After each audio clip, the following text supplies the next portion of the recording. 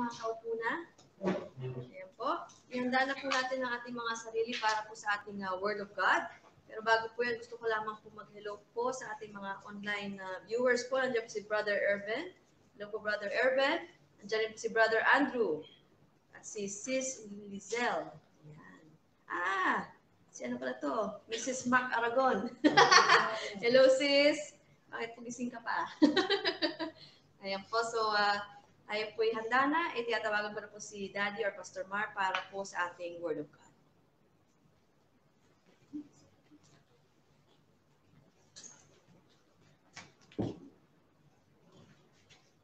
Purihin po ang Panginoon at isang pinagpalang Biyernes po ng gabi sa bawat isa sa inyo dito sa ating local church sa TCI Angkor. At gayon din po sa ating mga kapatiran, sa ating mga sister churches dyan sa Doha, Qatar. At gayon din po sa ating mga kapatiran sa Pilipinas. Sa oras pong ito, marami na pong tulog sa ating mga kapatiran sa Pilipinas at ito ay kanilang mapapanood later na po. Kahit na siguro sina Mami dyan at saka si Chow ay maimbing nang natutulog ngayon. So, purihin po ang Panginoon.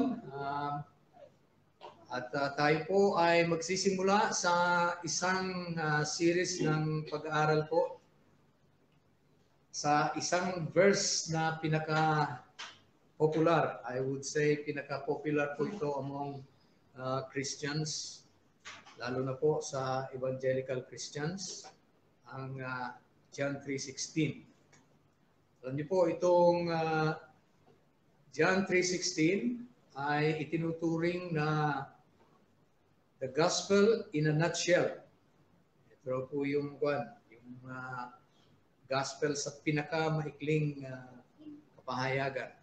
At narito po nakapaloob ang plan of redemption. Dito makikita po natin sa John 3:16 ang mga major ingredients po ng redemption. The love of God, yung pong naging dahilan kung bakit ipinigay niya yung kanyang bugtong na anak. Para sino mang sumampalataya sa Kanya ay huwag mapahamak, kundi magkaroon ng buhay na walang hanggan. Ating pong pag-aaralan ang mga importante pong words dito. Gaya po ng salitang God so loved the world. Ano po yung Ano yung pag-ibig ng Diyos na yan? Ano yung mundo na Kanyang minahal? At yung kanyang act ng pagbibigay ng kanyang bugtong na anak.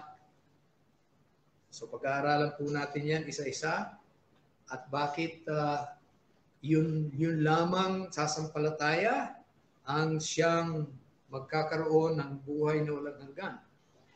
At dito po makikita natin yung dalawang patutunguhan ng tao, kapahamakan at ang buhay na walang hanggan.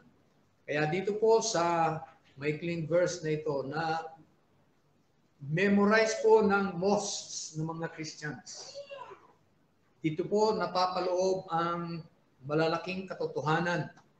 Dito naipon ang mga malalaking katotohanan na ating pong i-expound by collaborating with or in collaboration of the other witnesses sa banal na kasulatan na nagsulat po tungkol sa bagay na ito.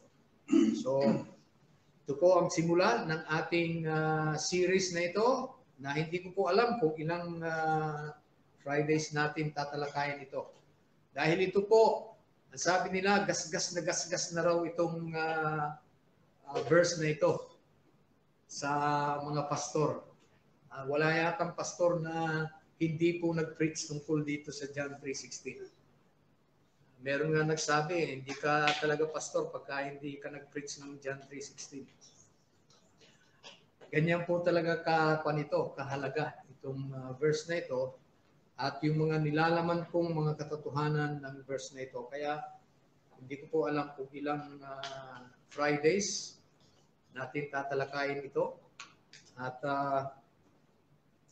ako po ay natutuwa na muling magkaroon po ng series ng pag-aaral sa isang topic o sa isang verse sa banal na kasulatan na binibilang po ng mga Kristiyano na siya pong pinakamahalagang verse dito sa banal na kasulatan.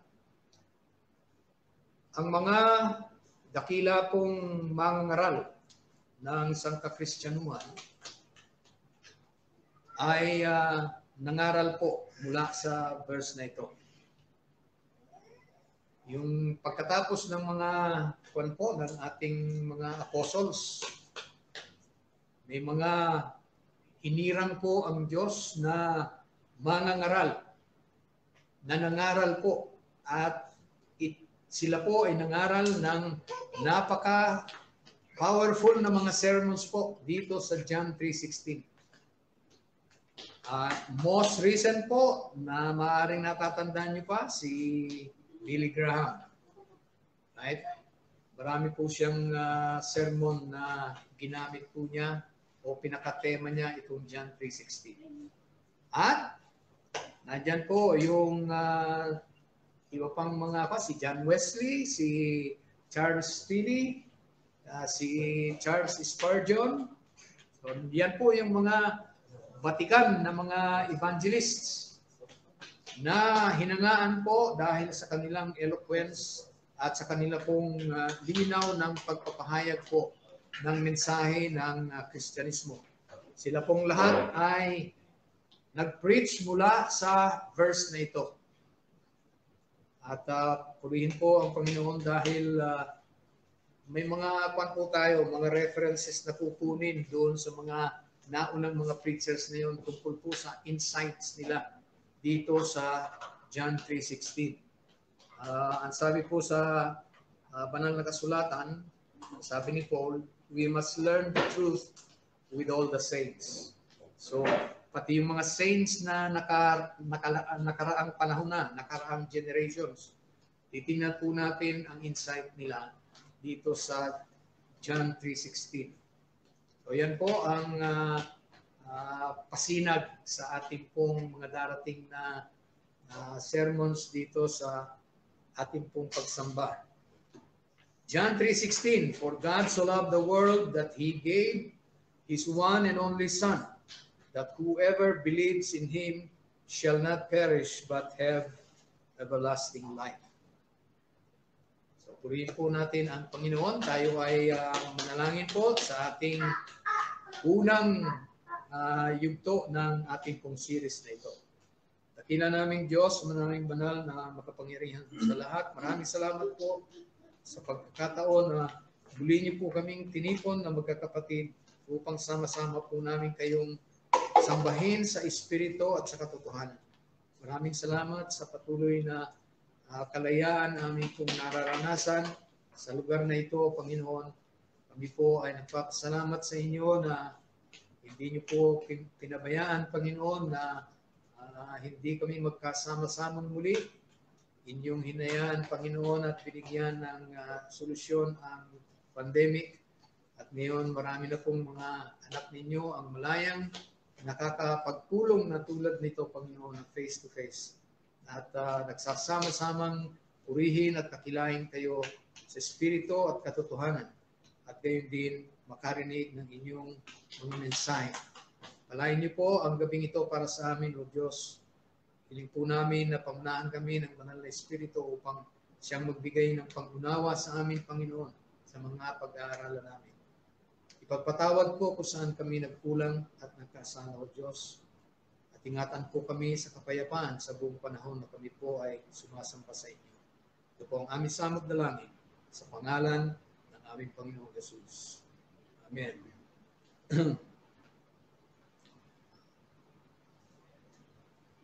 Ang sabi po dito sa ating verse, mahal na mahal ng Diyos ang sanlibutan. For God so loved the world. Ito po ang sinabi ni Apostle John. Pero itong si Apostle John din, Yung pong pinakamalapit na apostle sa ating Panginoon. Kung kanino inihabili niya yung kanyang ina nung siya po ay nasa cross. Okay? Yeah, ito pong apostle na ito ng ating Panginoon ay nagsulat din po ng iba pang mga sulat gaya ng 1 John, 2 John, 3 John. Siya rin po ang nagsulat ng aklat ng Revelation. So sa New Testament, siya po yung pangalawa na may pinakamaraming sulat. Una po si Apostle Paul, siya may pinakamaraming sulat. 13 ang sulat ni Apostle Paul.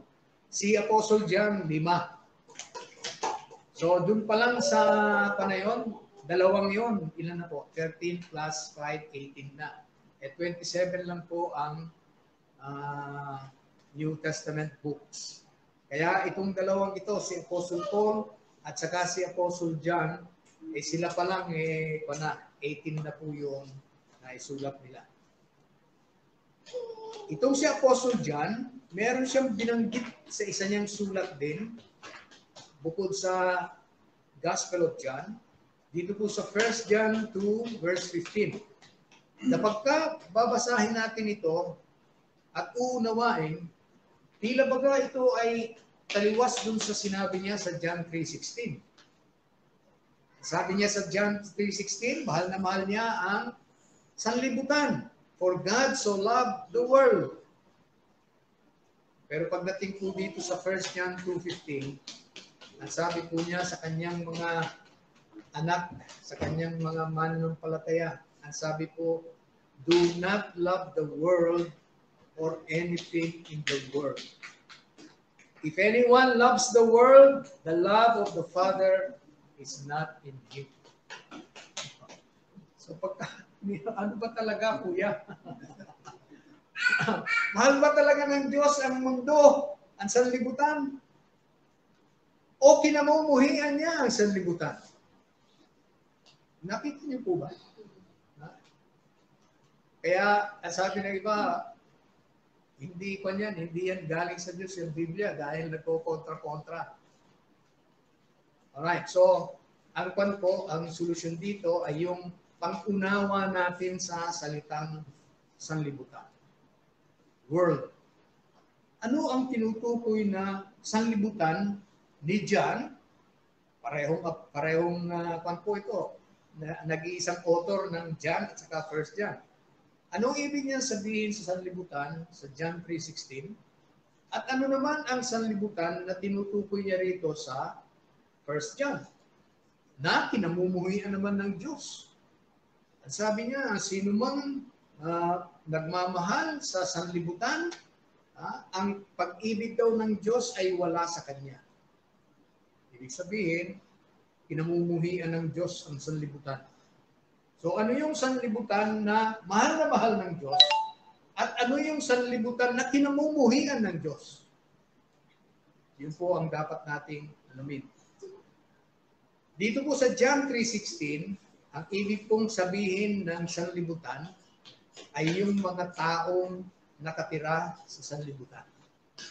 Okay? Yun po ang kanyang mahal. Dito naman sa 1 John 2:15, ang ibig naman pong sabihin ng sanlibutan dito ay yung mga masasamang gawa ng mga taong nakatira sa sanlibutan. Okay? The world, sa 1 John 2:15, means the evil things people do. At yan po ay makikita mo sa kung babasahin natin yung 1 John 2:16. Ano ang mga nasa sanlibutan? Sabi po, the pride, the lust of the eyes, the lust of the flesh, and the pride of life. Eh ano yun? Yun yung mga ginagawa ng mga tao na nasa sanlibutan. Right? So dito, titingnan natin, pagka nagbabasa tayo ng Biblia, titingnan natin ang meaning ng salita. Ano itong sinasabi sa John 3:16 na sanlibutan na mahal ng Diyos. At dahil mahal na mahal niya ang sanlibutan ito, ibinigay niya yung kanyang bugtong na anak para iligtas ang sanlibutan ito. Ang tinutukoy po niya yung mga tao na naninirahan dito po sa ating mundo. Dito sa sanlibutan ito. At yun namang sanlibutan na kinamumuhian ng Diyos ay walang iba po kundi yung mga masasamang gawa ng mga taong naninirahan dito sa sanlibutan. Ano ang makikita natin po dito sa pinag-aaralan natin ito tungkol sa sanlibutan na mahal ng Diyos at sa sanlibutan na kinamumuhian ng Diyos? Dito po makikita natin na ang Diyos mahal niya yung mga tao kahit na sila ay mga makasalanan. God loves the sinners. Pero, at the same time, He hates their sins. Ang sinasabi niyang sanlibutan na kinamumuhian niya ay yung mga kasalanang ginagawa ng mga tao. Yun po ang kinamumuhian niyang sanlibutan. At ang mahal niyang sanlibutan ay yung mga taong gumagawa noon ng mga bagay na kinamumuhian ng Diyos. Alam niyo po ba yung kung gaano kahirap yung posisyon ng Diyos? Mahal niya yung tao na kanyang nilalang sa kanyang wangis. Mahal na mahal niya. Pero yung mga ginagawa ng mga taong mahal niya, eh hate na hate naman niya.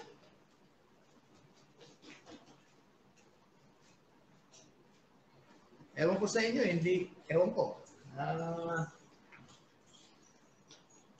May mga may mga pamilya, may mga parents. May mga parents po na meron tinatawag na black sheep sa kanilang mga anak. Ano po ba yung sinasabi ng black sheep?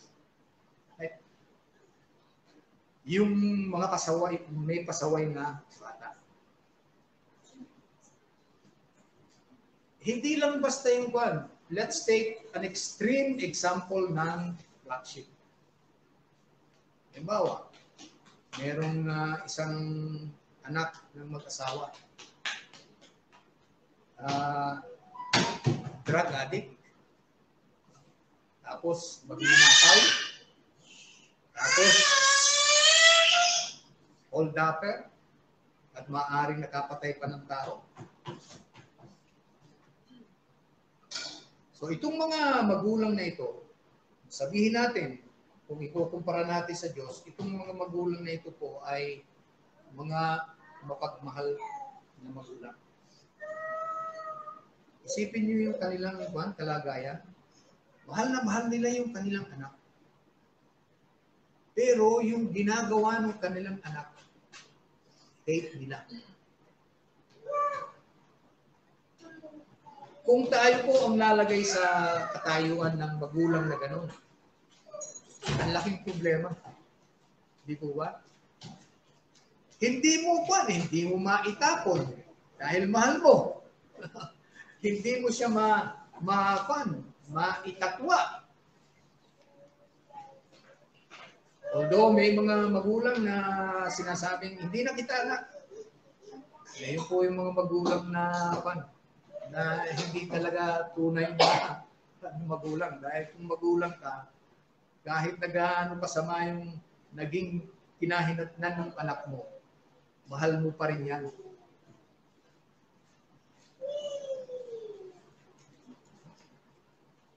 Kami ni Sister Jane, medyo nakaranas kami, hindi grabe.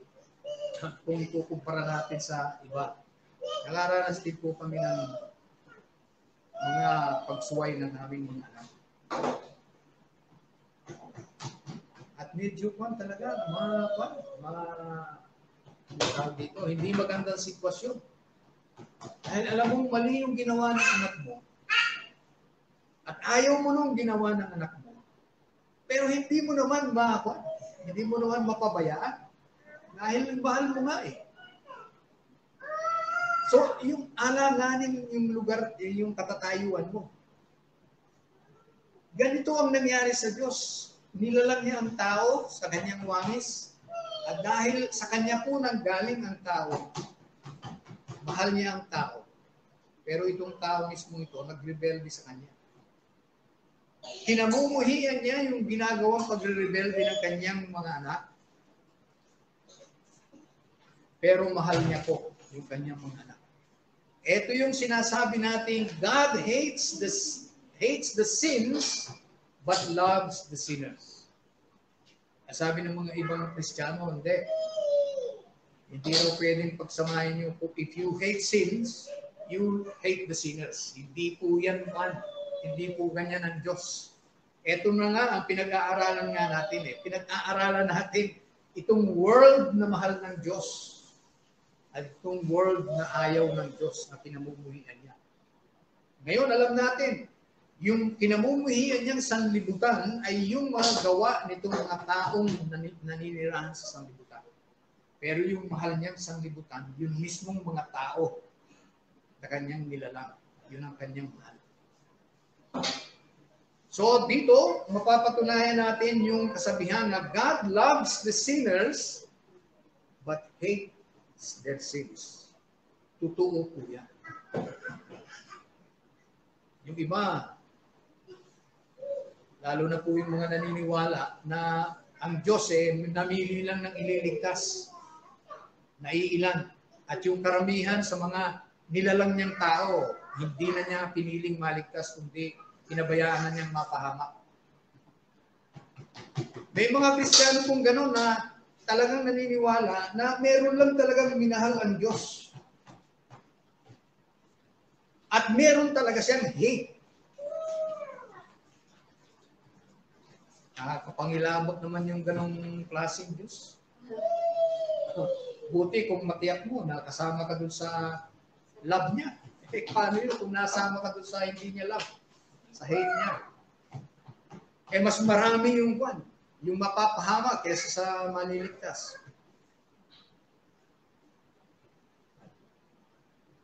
Hindi po. Totoo po na ang Diyos mahal niya lahat ng kanyang nilalang. He hates the sins, but He loves the sinners. At yan mismo ang ipinakita ng ating Panginoon nang siya ay naparito dito sa lupa. Kaya nga tinutuligsa po siya ng mga akala nila'y banal sila. Yung mga Pharisees and scribes, teachers of the law, yung mga religious leaders ng mga Jews noong panahon na yun. Bakit siya tinutuligsa? Ang sabi nila, this man received sinners and eats with them. Itong tao ito, tinatanggap niya yung mga makasalanan at nakikikain pa siya sa mga makasalanan. Ang madalas po niyang puntahan yung mga party na ginagawa ng mga tax collectors at saka mga prostitutes. Doon siya laging nakikita. Nakikiparty sa kanila. Kaya ang sabi nitong mga nagbabanal-banalan ng mga Pariseo at Iskriba, ang sabi nila, this man receives sinners and eats with them. Pero ito nga yung mensaheng dala-dala ng Panginoon. For God so loved the world. But at the same time, hate niya po yung mga kasalanan ginagawa ng mga taong nasa sanlibutan. Iniisip ko minsan, ini-imagine ko. Narito ang ating Panginoon sa Kristo nang siya ay nandito sa lupa. Lahat ng mga kasama niya ang kasalanan. Wala naman kung hindi makasalanan. Kahit na nga yung mga disciples na mismo pinili niya para makasama niya sa ministry.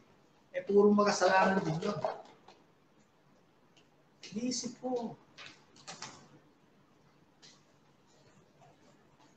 Kaya, komportable kaya siya? Parang gano'n. Komportable kaya siya? Pero pag tinignan mo naman, mukha naman komportable siya . Right? Nakikikain nga siya sa mga makasalanan. pero hindi nangangahulugan na kinukonsinti niya yung mga kasalanan nila. Ang katunayan niyan, kinamumuhian niya yung kanilang mga kasalanan. Alam niyo po sa tao, tila medyo pa yun, mahirap gawin. Diba? Pero sa Diyos, dahil sa laki ng pagmamahal ng Diyos sa tao, kahit na kasalamuhan niya mga makasalanan, makikita mo parang komportable siya. But deep within him, he hates the sin. So yan po, yan. Ngayon alam na natin ano yung word na sinasabi ni John sa John 3:16 na mahal ng Diyos. At ano naman yung world sa libutan na sinasabi niya naman sa 1 John na kinamumuhian niya. Yun po yung mga gawang masasama ng mga tao minamahal niya. Yun po ang word na sinasabi ni John na kinamumuhian ng Diyos. Ngayon, tingnan natin, itong minahal niyang world o mga tao, mga kasalanan. Dahil ngayon po, wala namang pong kahit isang matwid na walang kasalanan na nananirahan dito sa balat ng lupa. Mula nung magkasala po si Adan at saka si Eva, ang mundo pong ito ay pinanahanan na ng mga makasalanan. Iisa lang po ang taong walang kasalanan na tumapak dito pagkatapos na magkasala si Eva at saka si Adan. Ang Panginoong Jesucristo lang po ang nag-iisang tao na tumapak sa mundong ito na walang kasalanan pagkatapos magkasala ni Eva at saka ni Adan. So kung mga makasalanan ito,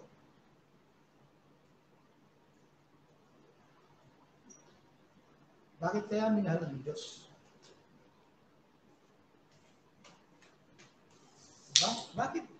Bakit minahal ng Diyos ang tao?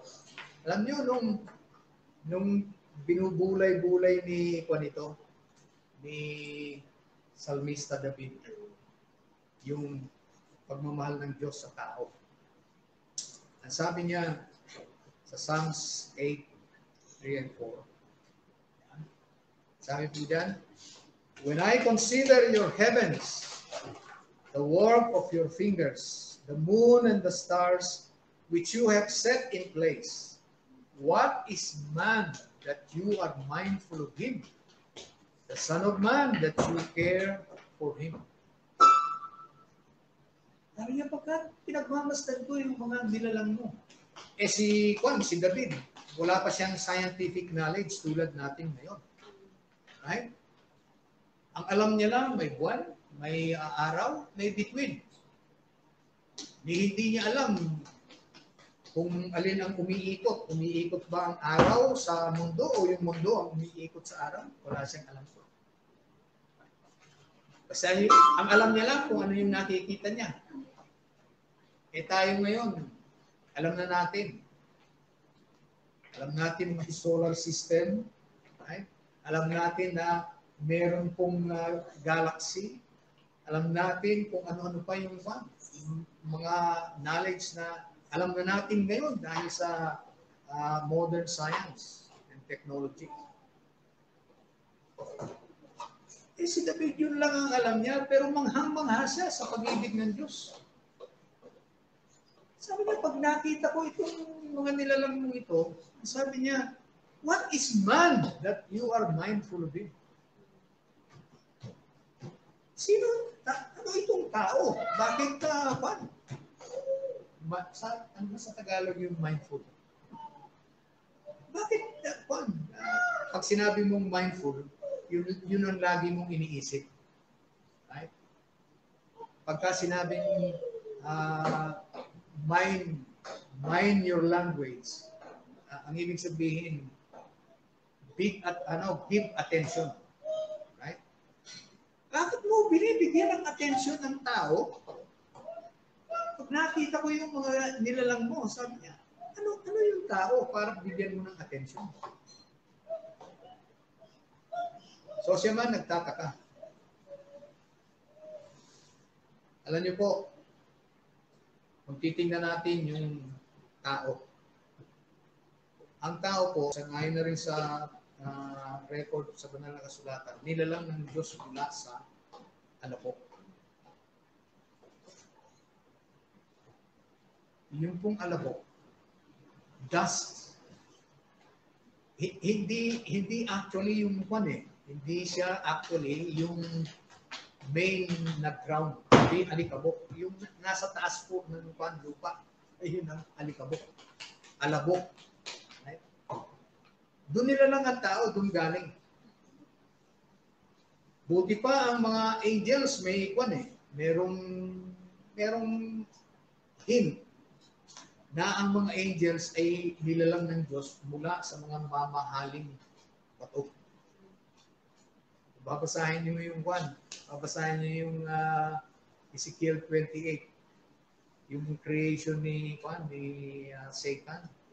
May mga binabanggit ng mga batong mamahalin. Ang dami. Kaya sabi ng mga ibang nag-aaral ng Biblia, baka ang mga anghel ay nilalang mula dito sa mga mahalagang batong ito. Samantalang ang tao ay nilalang mula sa alabok ng lupa. Dust of the ground, sabi Hindi pa mismo sa ground, kundi dust ng ground. Ibig sabihin, yung pong nasa ibabaw ng lupa na dinadaan-daanan ng tao. Doon nilalang ng Diyos, mula doon nilalang ng Diyos ang tao. Kaya, ang sabi ko sa meron pang sinabi si Psalms, you have made man a little lower than the angels. You created him a little lower than the angels. So, sa makatwid talagang mas mababa sa order of creation, mas mababa ang tao kaysa sa angel. Right? Kumbaga, materialis fuertes ang mga anghel. Samantala ang mga tao ay galing lang sa alabok ng lupa. So, sabi na ito, bakit binibigyan mo ng atensyon ang mga tao? Ano ba ang tao? Galing sa alabok. At meron pong nag-compute, alam nyo, 75% ng ating katawan ay tubig. Kaya po pagka-cremate na tayo, ibig sabihin ng cremation, aalisin yung tubig sa katawan mo. Ganyan na lang po yung matitira. Kasya na sa maliit na base. Yun ang alabok. So kung lahat ng sangkap ng tao, pati na yung tubig, ay paghihiwa-hiwalayin, right? Meron pong tubig, nandyan. Meron tayong iron, merong calcium, merong iba't ibang sangkap sa atin. Marami sangkap. At sabi po, kung yung quantity na meron tayo ay ipagbibili, right? Pati na yung tubig, $20 lang daw po.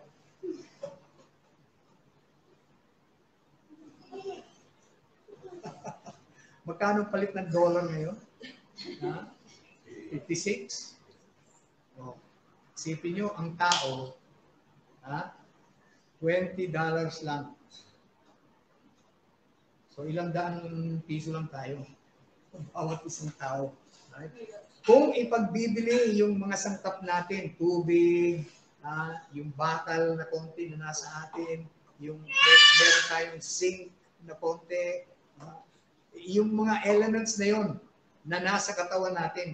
Pag tayo po ay inalis na yung tubig at kunin yon, kung ipagbibili po, pati na yung tubig, $20 lang tayo. Ganun lang ang tao. Pero ang sabi rito, God loves man. God loves man that is worth $20. At dahil sa pagmamahal na yon, dito sa taong worth $20, eh, binigay pa niya yung buhay niya.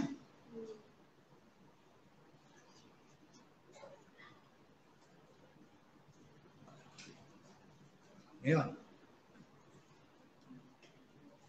sabi po doon, for God so loved the world that He gave His one and only Son. Ang tanong ngayon what is the worth of God's one and only Son? Kahit na pagsamasamahin mo na lahat ng tao, mula nung kay Adan hanggang sa kahuli-huli ang taong ipapanganak dito, pagsamasamahin mo na lahat yan. Kung ilang bilyon yan, i-multiply mo ng $20. Yun po ang halaga ng buong taong nabuhay at mabubuhay pa dito sa lupa. Kung ikukumpara mo yan, halagang yan, sa halaga ng kaisa-isang anak ng Diyos, ano ang masasabi natin? What is the worth of God's one and only Son? Incomparable. Hindi po natin pwedeng i-compare. Si Jesus Christ, God siya mismo. Right? Jesus Christ was with God from the very beginning, creating the universe. He himself is God, Diyos siya mismo. He is always at the Father's side. Ang sabi po sa atin, we have been bought with the precious blood of Jesus Christ. Pinili tayo ng Diyos. Mula sa kanyang hustisya tayo binili. Hindi tayo binili kay Satanas. Right? Baka may nababasa kayo sa Facebook o kung saan religious article na si Jesus Christ, binili niya ang tao mula kay Satan. Hindi totoo po yun. Right? Saan tayo binili ng Diyos, ng ating Panginoong Jesucristo? Sa hustisya ng Diyos na humihingi po ng kamatayan ng bawat taong nagkasala. Doon tayo tinubos ng Diyos, ng ating Panginoon. Doon sa hustisya niya na nagsasabing ang taong nagkasala ay mamamatay. Doon tayo tinubos ng ating Panginoon sa Kristo. Maaari sabihin ninyo, bakit kailangan pa tayong tubusin Siya naman yung Diyos. Ang ating pong Panginoong Diyos, hindi lang po siya Diyos ng pag-ibig. Diyos din po siya ng katarungan. Alam niyo po ba ibig sabihin ng katarungan? Ang katarungan po, merong kinalaman sa batas. Okay? Ang ibig sabihin, meron po talagang mga prinsipyong tinatayuan ang Diyos. At isa po dito yung tinatawag nating justisya. Isa sa sinabi ng Diyos kay Adan at kay Eva, sa sandaling kayo ay kumain ng pinagbabawal na bungang yan, ay tiyak na kayo ay mamamatay. So meron po talagang bayad ang pagsuway sa Diyos. Isipin nyo na lang kung meron tayong gobyerno na merong batas na pinatutupad, tapos wala namang penal code. Yan po ba yung penal code? Pagka nilabag mo, meron pong parusa. Right? Ito ang batas. Pag nilabag mo ito, ito lang parusa. Right? Depende yan sa bigat ng krimen na ginawa. May katumbas na parusa yan.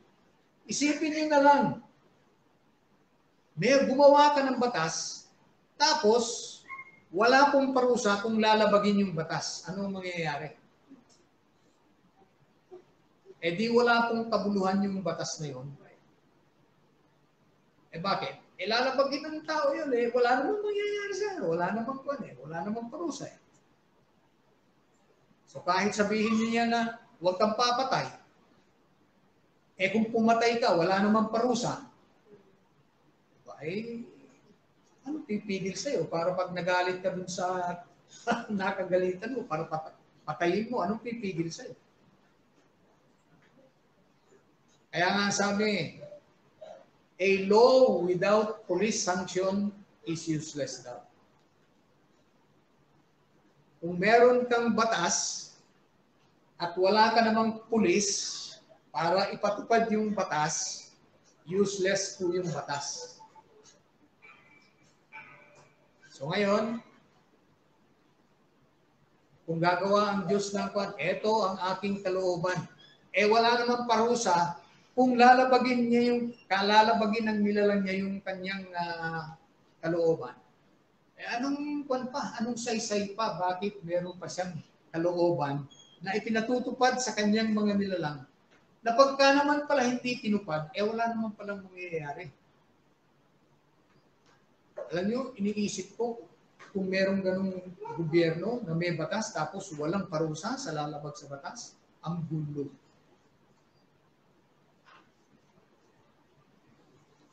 Sa Diyos po natin nakuha yung kwan. Pagka may batas, may katapat na parusa. Doon sa prinsipyo ng Diyos, doon po natin nakuha yan. Sa justisya po ng Diyos. Okay? So, doon po tayo tinubos. Nagkasala tayo, saan? Sa Diyos. At yung justisya po ng Diyos ang nagsasabing dapat tayong mamatay dahil nagkasala tayo. Doon tayo tinubos ng ating Panginoon. Ay, hindi kay Satanas. Nililinaw ko lang po ito. Baka tinubos tayo kanino? Hindi po kay Satanas. God redeemed us from Himself, from His divine justice that pronounces death to every sinner. Doon po tayo iniligtas ng ating Panginoon. Sabi po dyan, precious yung kanyang blood. Only God's love makes man so valuable. Yun lang pong pagmamahal ang nagpapaging mahalaga sa tao. Yung pagmamahal ng Diyos sa tao. Yun po ang nagbibigay ng halaga sa tao. Sa tao na $20 lang. Ang pagmamahal ng Diyos sa tao ang nagbibigay ng halaga sa tao. Now, para maunawaan natin to, gagawa po ako ng ilustrasyon. Okay? Ano ang pagkakaiba nung kayong mga magulang? Kayong mga magulang. Ano ang pagkakaiba sa inyo ng inyong sariling anak at sa ibang tao? Ano pagkakaiba? Meron po ba pagkakaiba o wala? Meron. Meron pagkakaiba. At ang pinakamalaking pagkakaiba, mahal nyo ang anak ninyo ng higit kasi ibang tao. Halimbawa, yung anak mo pangit. Tapos merong magsasabi sa'yo, pangit naman ang anak mo, palitan natin. Papayag ka? Hindi ka papayag. Hindi ka papayag. Kahit na pangit yung anak mo, ang tingin mo dyan, maganda. Ano nagpapaganda? Yung pagmamahal mo. Yung pagmamahal mo sa akin. Yung pag-ibig po ang nagbibigay halaga sa isang tao. Mahal ko yung mga anak ko. Hindi ko pagpapalit kahit kanino. Kahit sabihin ba, isa lang naman yan na papalitan namin. Papalitan namin na 10. Gusto ko 100 pa. Kahit ilang milyon pa, hindi ko pagpapalit yung anak ko. Bakit? Dahil ang halaga sa iyo, ang halaga ng anak mo ay nandun po sa pagmamahal mo sa tao. Ang halaga ng tao nasa pagmamahal ng Diyos sa tao. Yun po ang ating halaga. At nasukat kung gaano kahalaga ang tao sa Diyos. Dahil mahal niya ang tao, ibinigay niya ang kaisa-isa niyang anak, ang ating Panginoon Hesus Kristo.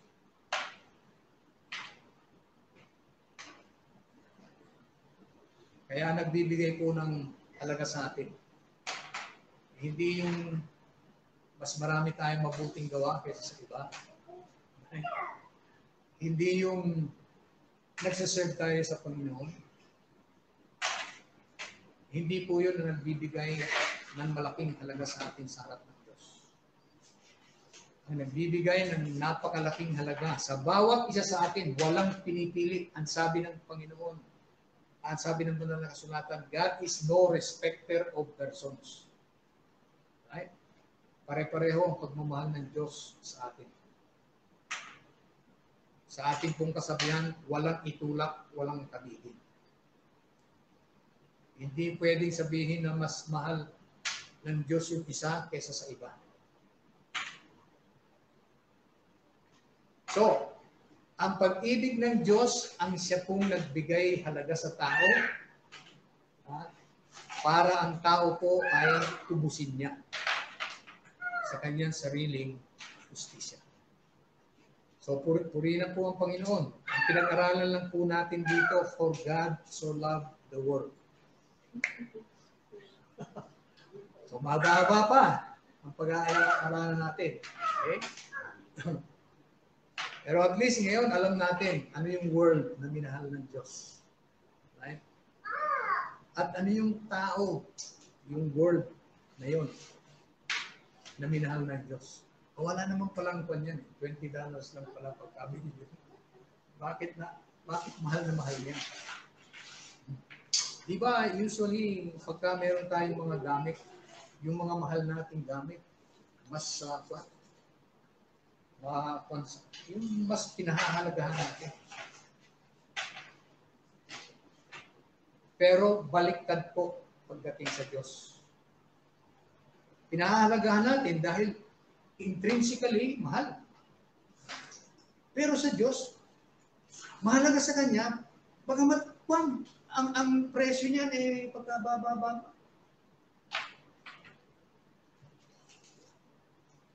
Ibig sabihin po, wala sa quality ng tao, kaya sa mahal ng Diyos.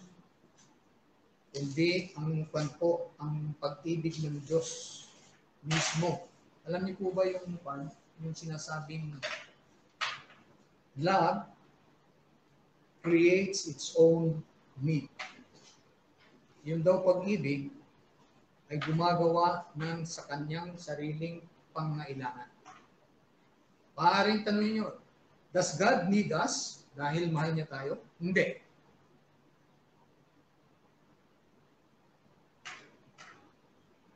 Meron nga nagtanong kay Martin Luther, ano ang ginagawa ng Diyos bago siya lumalang ng kauna-unahang intelligent being? Ano ang ginagawa niya? Kasi lalang niya lahat. Anghel, cherubim, seraphim, lahat yan. Lalang niya, tao. Pagka nilalang, ang ibig sabihin, may punto na doon pa lang siya naglalang. Ang tanong ano yung ginagawa niya bago siya naglalang ng kahit na ano?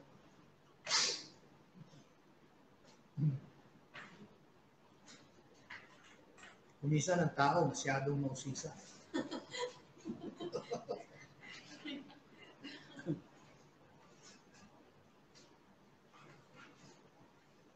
Ang sabi ng banal na kasulatan, God is love. Pagka ikaw ay pag-ibig, naghahanap ka ng object ng pag-ibig. Naghahanap ka ng mamahalin. Kung ikaw ay pag-ibig, naghahanap ka ng mamahalin. At kaya lumalang ang Diyos dahil siya ay pag-ibig. Lumalang po siya ng mga nilalang na mamahalin niya. Dahil siya ay pag-ibig, naramdaman niya ang pangangailangan na kailangan yung kanyang pag-ibig ay meron pong object. Meron siyang mamahalin. Ang Diyos po ay Trinity. 3 persona. ang iisang Diyos ay tatlo ang persona niya. So, ang Ama, mahal niya ang anak, mahal niya ang Ama, mahal niya ang banal na Espiritu, ang banal na Espiritu, mahal niya yung dalawa. Sila nagmamahalan. Kaya ang sabi ng mga theologians, actually, God does not need anybody para mahalin dahil meron siyang tatlo yung persona at sila ay nagmamahalan sa isa't isa. Pero dahil sila po ay talagang pag-ibig, kailangan yung pag-ibig na yun ay magkaroon ng object maliban sa kanilang tatlo. Magkaroon sila ng object of love. Kaya po nag-create ang Diyos. Okay? Pagkamahal mo ang isang tao,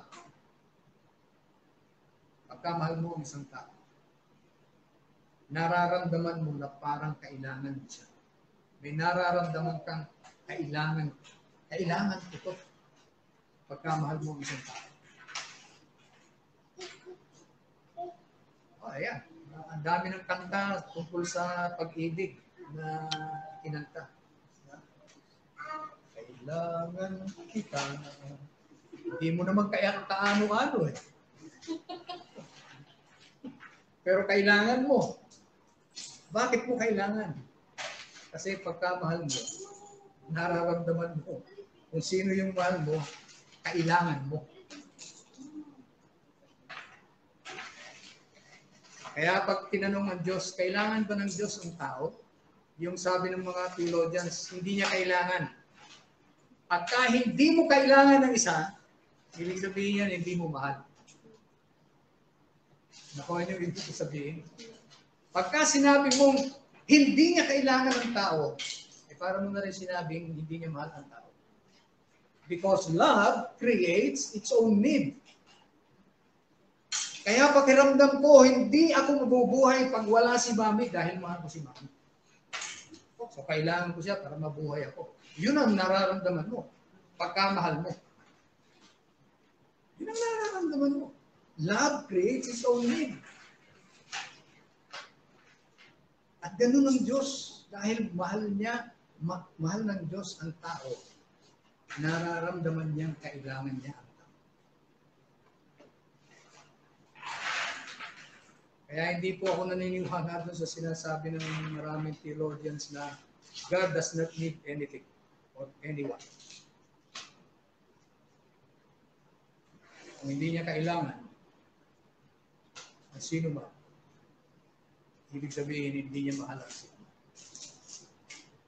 Simple lang po yun. O purihin ang Panginoon. Nasimulan natin yung John 3:16 ngayong gabi. Itutuloy po natin yan sa ating susunod na pag-aaral.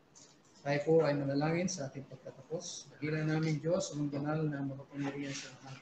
Maraming salamat po sa mga nagdaang sandali na amin pong nasimulan na pag-aralan ang John 3:16 na pinakapalooban po ng inyong dakilang pagmamahal sa sanlibutan sa mga taong inyong. Maraming salamat na nasimulan namin ang series na ito, Panginoon, at hinihiling po namin na patuloy po kami bigyan ng pagkakataon upang may pagpatuloy po namin ito at matapos ang series namin ito sa pag-aaral ng John 3:16. Palayan niyo po ang ating mga kapatiran at rinawa, Panginoon, na ang mga katotohanan na aming nalalaman sa tuwing kami po ay makikinig sa inyong banal na salita, ay lagi kong tumimo sa aming puso't isipan. Ito ang lalong pagpalakas sa aming pananampalataya sa aming Panginoon sa Kristo. Palayan niyo po po mga nanonood naming sandali, Panginoon, ang pagsamba. Ito po ang aming dalangin. Pangalan ng aming Panginoon Jesus. Amen.